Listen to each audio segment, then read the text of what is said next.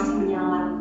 Saat mengamati bagian luar kelas, Bu Santi merasa halaman kelasnya tampak gersang. Mulai dikerjakan, waktunya kesepakatan tadi berapa menit? 5 ya? Oh, kinestetik. Yuk, silakan Susi. Dari kelompok kinestetik yang beranggotakan saya. Tadi kita sudah mengidentifikasi kasus dari masalah Bu Santi. Siapa yang terlibat di kelasnya Bu Santi? Semuanya. Bu Santi dan juga murid-murid yang ada di kelas. Bukan hanya ketuanya, bukan hanya gurunya, tapi semuanya.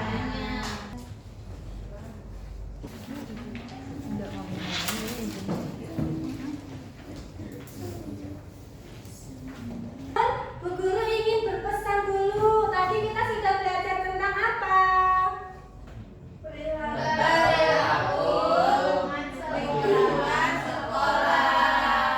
Ada 3 yang harus kita lakukan di sekolahan, yaitu apa saja? Menjaga apa?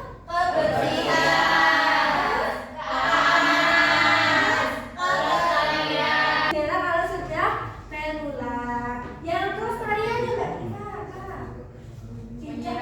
Menyiram tanaman supaya sekolahan terlihat segar. Bu Guru juga mau berpesan kalau kebersihan di sekolahan di kelas itu adalah tanggung jawab bersama.